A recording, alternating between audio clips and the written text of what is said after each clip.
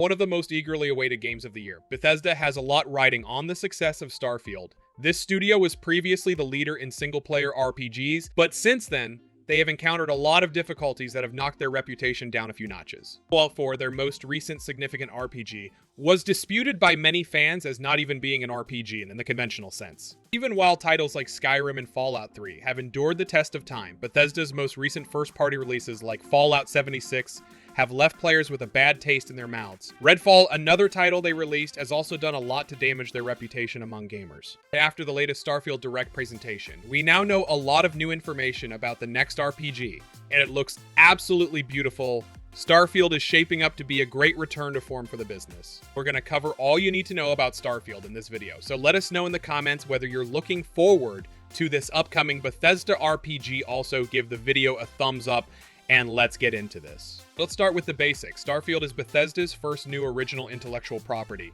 in decades and is an open-world single-player RPG. Expectations are likely to be high because it's their first single-player RPG since Fallout 4, which was released back in 2015. The game is set in a vast galaxy with more than 100 star systems and 1,000 planets, all of which can be freely explored on foot from either a first or third-person perspective. While space exploration will be a large part of the game, you won't be able to freely take off or land your vehicle when traveling from planet to planet.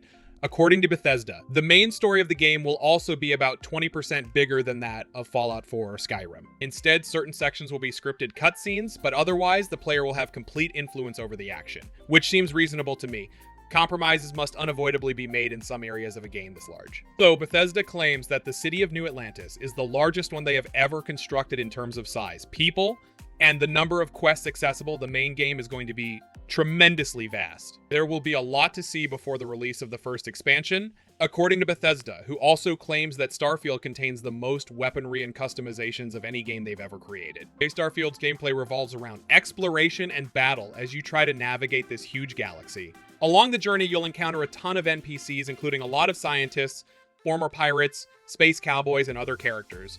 A few identified non-player characters have so far been made public. These NPCs include Sarah Morgan, an ex-soldier, Noel, a scientist who is Sarah's pupil, and Matteo, a theologian. They are all members of the Constellation faction, which is supported by a figure by the name of Walter. As you might anticipate from a traditional Bethesda RPG, the game is packed of endearing characters, and so far, everything appears to be incredibly interesting. In addition to the main story, it's confirmed that there will be at least one expansion, with the first one being titled Shattered Space, which was described during the Starfield Direct as the first story expansion. So there is going to be a lot of content added to the game post-launch. It was previously reported that ID Software had been hired to make some adjustments to the gunplay in the fight, and it appears that, at the very least, their games have influenced the way Bethesda approached the action in Starfield. It's been confirmed that there are a ton of minor nuances that many players could overlook, and the gunplay appears to be far more fierce and complex than in past demos. For instance, while technically scientifically accurate, employing a ballistic weapon under zero gravity will actually cause the player to fall backwards, as opposed to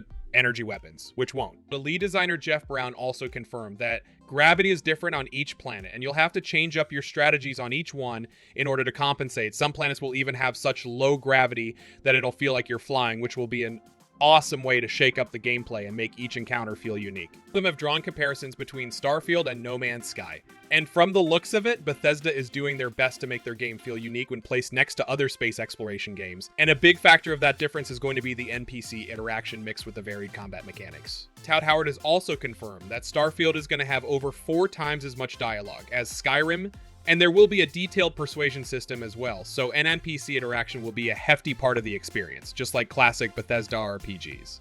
Speaking of the RPG experience, Starfield is going to have a ton of backgrounds for your character that will have a heavy impact on the experience. There are 16 confirmed backgrounds, those being Beast Hunter, Bouncer, Bounty Hunter, Chef, Combat Medic, Cyber Runner, Cyberneticist, Diplomat, Explorer, Gangster, Homesteader, Industrialist, Longhalter, Pilgrim, Professor, and Ronin. Each background will impact your character's origin and starting attributes, and will obviously have a pretty big influence on the role-playing experience right from the start of your playthrough, so naturally you're going to want to play this game over and over again to see everything Bethesda has to offer. You'll also work on your skills through a set of 5 different categories, those being physical, social, combat, science, and tech. The skills you learn and level up will fine-tune your character and enhance the experience greatly. but also demand multiple playthroughs to see everything the game has up its sleeve, so get ready to sink thousands of hours into this game. Throughout your time in Starfield, you'll be able to do a ton of crafting and research to better understand the world you're in, and be more prepared for your adventures to come. So you can improve your weapons and spacesuit, but also craft upgrades for your jetpack and make bases similar to Fallout 4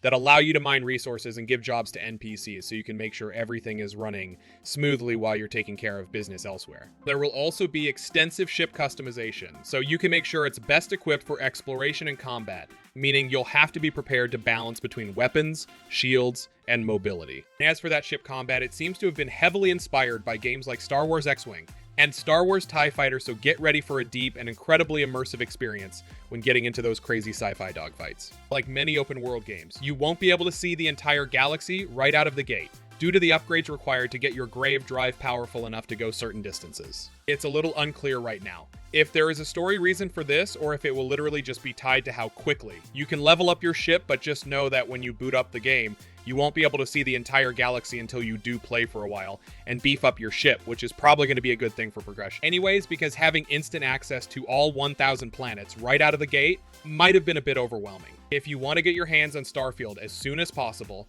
the best way to do that is going to be with the Premium Edition, which is reportedly going to give players a full 5 days of early access. So even though the game launches on September 6th, anyone who buys the Premium Edition will get it on September 1st, and since this is a single-player game, it's unlikely that the early access period will cause any technical issues like what we saw with Diablo 4, where the servers were suddenly overloaded on launch day and ruining the experience for people who had early access. While all of that sounds amazing, there was one piece of unfortunate information that was confirmed over the weekend, and that's the fact that the Xbox version of Starfield will be running at 30 frames per second no matter what console or resolution you're playing at. Granted, we all kind of saw this coming, but I think a lot of us were hoping for some kind of 60 FPS performance mode on the Series X, but sadly this next-gen RPG will not have a next-gen frame rate. This lack of 60 FPS mode also does raise a few concerns about how the game will perform on PCC, since the last first-party Xbox game to be capped at 30 FPS was Redfall, which had abysmal performance on PC as well. Bethesda games have never been known for their stellar technical performance, but with how massive Starfield is and how outdated the creation engine is, it's safe to assume that there will be some hefty performance issues, and the confirmation of a 30 FPS cap is a tad concerning for many players. All we can do right now is wait and see how the game runs in action, but just know that there will likely be a hefty dose of Bethesda bugs on launch day. What do you think of the upcoming flagship Bethesda video game? Do you believe that this will be a successful return to form for the business, or do you believe that it is simply too good to be true? I personally think this game sounds fantastic, but I'd be lying if I didn't believe there were at least a few surface level flaws. I'm concerned about the game's overall technical quality because of how poorly it runs on consoles, but the design and gameplay really stand out. This truly could be the game that puts Bethesda back on top of the RPG world, and hopefully they pull through and deliver an amazing product this September. Well, let us know what you think about Starfield down in the comments. Make sure you're subscribed with notifications turned on so you don't miss any future updates, and we'll see you guys in the next video. You know the rules.